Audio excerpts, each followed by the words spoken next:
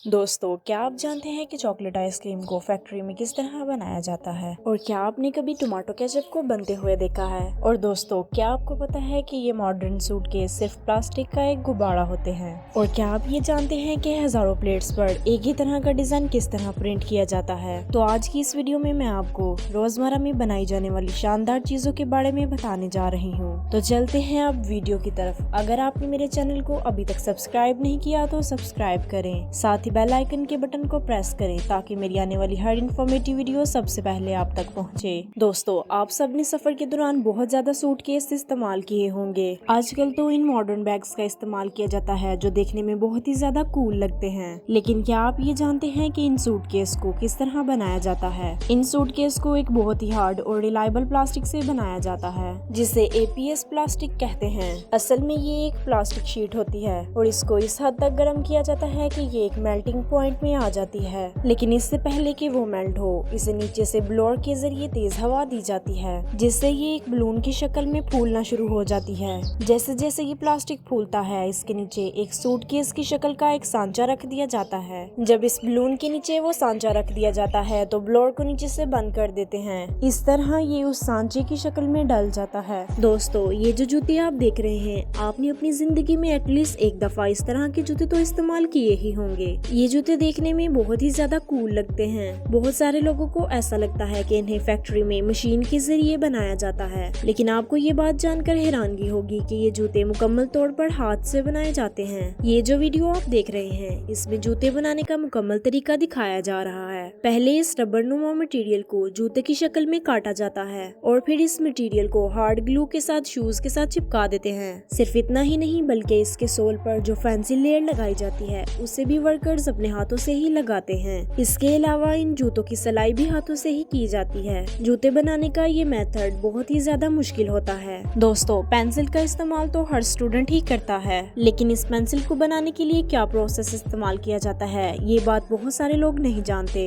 Pencil को बनाने में सबसे जरूरी चीज लकड़ी होती है। ये पेंसिल एक बहुत ही खास किस्म की लकड़ी से तैयार की जाती है जो कि ना तो ज्यादा हार्ड होती है और ना ही बहुत ज्यादा सॉफ्ट होती है। इसको सेंटर वुड कहते हैं। सबसे पहले तो इस लकड़ी को एक मशीन के अंदर डाला जाता है जिसमें एक पेंसिल की शक्ल के सांचे बने हुए होते हैं। या तो इस लकड़ी को दरमियान से काटकर इसके अंदर सिक्के की जगह बनाई जाती है। इसके बाद इसे एक और मशीन के अंदर से गुजारा जाता है जिससे इसके अंदर पेंसिल के सिक्के को डाला जाता है। फिर इसके ऊपर लकड़ी के दूसरे हिस्से को रखकर इसको चिपकाया जाता है जिससे ये पेंसिल की शक्ल अख्तियार कर लेती है। फिर इसे एक पेंट मशीन के अंदर से गुजारा जाता है जिससे ये पेंसिल पेंटेड हो जाती है। पेंट करने के बाद पेंसिल के ऊपर कंपनी का लोगो प्रिंट किया जाता है। सबसे आखिर में इस पेंसिल को एक मेटल की प्लेट के ऊपर से गुजारा जाता है जो इस पेंसिल को परफेक्टली शार्प कर देती है। शार्प होने के बाद ये पेंसिल हजारों स्टूडेंट तक पहुंचने के लिए तैयार हो जाती हैं। दोस्तों, दुनिया में आजकल शायद ही कोई लड़की ऐसी होगी जो लिपस्टिक का इस्तेमाल ना करती हो। क्या आपने कभी सोचा है कि इस लिपस्टिक को बनाने का प्रोसेस क्या होता है? इस लिपस्टिक को बनाने के लिए 4 इंग्रेडिएंट्स का इस्तेमाल किया जाता है जिनमें ऑयल,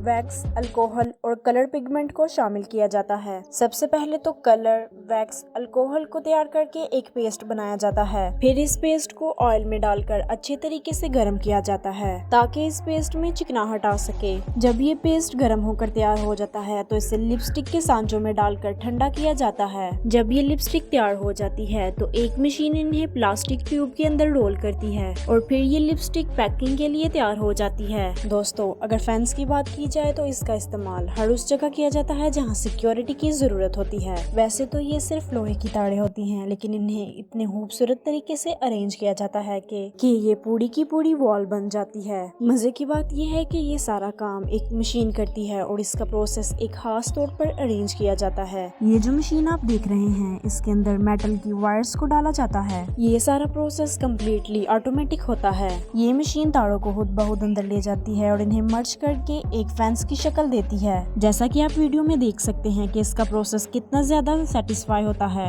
दोस्तों, अगर केचप के बारे में बात की जाए तो ये दुनिया का सबसे फेमस सॉस है। हम सब जानते हैं कि केचप को टमाटर से बनाया जाता है, लेकिन क्या आप सब ने कभी केचप को बनते हुए देखा है? केचप बनने का ये प्रोसेस काफी मजेदार होता है। सबसे पहले खेतों से लाखों टमाटर को भरकर फैक्ट्री के अंदर लाया जाता है। फिर इन टमाटर को अनलोड करके अच्छी तरह इन्हें वॉश करके एक पेस्ट बनाया जाता है। बेसिकली बेसिकली ये केचप 5 इंग्रेडिएंट्स पर मुश्तमिल होता है, जिनमें सिरका, शुगर, नमकीन पानी, टमाटो पेस्ट और सीक्रेट स्पाइसेस वगैरह शामिल होते हैं। इन सब चीजों को केचप में मिक्स कर इन्हें कई घंटों तक पकाया जाता है। जब ये अच्छी तरह बॉयल होकर पक जाता है तो इसे ठंडा किया जाता है और इसके बाद ये टनो वजनी केचप का पेस्ट बॉटल्स में बढ़ने के लिए तैयार हो जाता है। केचप बनाने का ये प्रोसेस काफी ज्यादा मुश्किल है। दोस्तों, बर्तन तो हर घर में ही मौजूद होते हैं। जो प्लेट्स हम खाना खाने के लिए इस्तेमाल करते हैं उन पर बहुत ही खूबसूरत और रंग बिरंगे डिजाइन बने हुए होते हैं। आपने इस बात पर गौर किया होगा कि इन प्लेट्स पर बहुत ही खूबसूरत डिजाइन बने होते हैं और ये लाखों बार धोने से भी खराब नहीं होते। लेकिन क्या आपने कभी सोचा है कि इन प्लेट्स वगैरह पर ये डिजाइन आखिर किस तरह बनाए जाते हैं? इस सारे प्रोसेस को पैड प्रिंटिंग कहा जाता है। दोस्तों, ये जो मटेरियल आप वीडियो के जरिए देख रहे हैं इसे सिलिकॉन पैड कहा जाता है। इस सिलिकॉन को एक खास किस्म की मशीन के अंदर फिट किया जाता है। इससे जो भी डिजाइन इस पर प्रिंट करना हो एक इमेज की सूरत में इस ग्लास पर प्रिंट किया जाता है। फिर ये सिलिकॉन पैड इस ग्लास से प्रिंट को उठाकर एक बर्तन पर प्रिंट कर देता है। जैसा कि आप इस वीडियो में देख सकते हैं कि जब बर्तन को एक सिलिकॉन पैड के नीचे रखा जाता है तो किस तरह ये सिलिकॉन पैड पहले इमेज को अपने ऊपर प्रिंट करता है और फिर आसानी से ये बर्तन के ऊपर इसे छाप देता है। मजे की बात ये है कि ये इतना ज्यादा हाई क्वालिटी का होता है कि ये बर्तन बार बार धोने के बावजूद भी इनसे नहीं उतरता। प्रिंटिंग का ये प्रोसेस सच में बहुत ही ज्यादा रिलैक्सिंग है। दोस्तों, अगर चॉकलेट आइसक्रीम की बात की जाए तो ये बच्चों की बहुत ज्यादा फेवरेट होती है। वैसे तो आप सबने बहुत सारी कंपनीज की चॉकलेट आइसक्रीम ट्राई की होगी, लेकिन क्या आपको ये मालूमात है कि इसको बनाया किस तरह जाता है? जब फैक्ट्री के अंदर इन सारे इंग्रेडिएंट्स को मिलाकर इसे तैयार कर लिया जाता है तो इस ठंडी आइसक्रीम को एक स्लाइसर से गुजारा जाता है। इन स्लाइसर के अंदर एक महसूस सांचे और कटर लगे होते हैं जो आइसक्रीम को इनकी एक परफेक्ट शक्ल में काट देते हैं। जब ये आइसक्रीम कटर में कट रही होती है तो इसके साथ एक स्टिक भी ऐड हो जाती है। इसके बाद इस आइसक्रीम को एक चॉकलेट में डिप कर डीप कोटिंग की जाती है। इस तरह ये एक बहुत अच्छी चॉकलेट आइसक्रीम तैयार हो जाती है और फिर इसे ठंडा करने के बाद पैकिंग प्रोसेस की तरफ भेज दिया जाता है। इस आइसक्रीम के प्रोसेस को देखकर आपके मुंह में पानी आ जाता है। दोस्तों, ये जो वीडियो आप देख रहे हैं इसे पहली नजर में देखें तो ये ऐसा लगता है कि जैसे ये कोई लावा हो, लेकिन आप इस बात पर यकीन नहीं करेंगे कि ये एक लावा नहीं बल्कि एक ट्रांसपेरेंट ग्लास है। शीशा तैयार करने के लिए सबसे पहले सैंड और ग्लास को 1500 सेंटीमीटर पर गर्म किया जाता है, जिससे ये ग्लास कम्प्लीटली मेल्ट हो जाता है और देखने में ये लावा लगता है। लेकिन इस गिलास को इस टेम्परेचर पर मेल्ट करने के बाद सांचों में रख दिया जाता है। इससे पहले कि ये शीशा ठंडा हो इसे पहले ही शेप दे दी जाती है और फिर इसे ठंडा करने के लिए छोड़ देते हैं। जब ये ठंडा हो जाता है तो ये एक मुकम्मल सांचे की शक्ल में डल जाता है। लेकिन जो भी हो, इस प्रोसेस में इंसान की बहुत ज्यादा मेहनत लगती है। दोस्तों, ये बात तो हम अच्छी तरह जानते हैं कि बेकरी में बनाई जाने वाली चीजों में ज्यादातर अंडे का इस्तेमाल किया जाता है। बेकरी के अंदर एक दिन में हजारों की तादाद में अंडे इस्तेमाल किए जाते हैं। लेकिन क्या आप जानते हैं कि इन हजारों अंडों को तोड़ने का प्रोसेस क्या होता है? ये जो सिंपल सा प्रोसेस आप देख रहे हैं इसे एग ब्रेकिंग मशीन कहते हैं। इसमें पहले एक फ्लैट सरफेस वाला ऑब्जेक्ट लगाया जाता है जो कि अंडे तोड़ने का काम करता है। पहले अंडे को बारी बारी इस मशीन में डाला जाता है। जब अंडे इस ब्रेकर के नीचे जाते हैं तो ये क्रैकर खुद ब खुद इन्हें तोड़ देता है। सिर्फ इतना ही नहीं बल्कि इसका एक और अमेजिंग सिस्टम होता है जो कि अंडे की सफेदी और जर्दी दोनों को अलग भी कर सकता है। मतलब ये कि अगर बेकरी को अगर सफेदी की जरूरत हो तो वो इसे आसानी से हासिल कर सकते हैं। तो दोस्तों, आज के लिए सिर्फ इतना ही। अगर आपने मेरे चैनल को अभी तक सब्सक्राइब नहीं किया तो सब्सक्राइब करें और साथ ही बेल आइकन के बटन को प्रेस करें ताकि मेरी आने वाली हर इन्फॉर्मेटिव वीडियो सबसे पहले आप तक पहुंचे। तब तक के लिए अल्लाह हाफिज।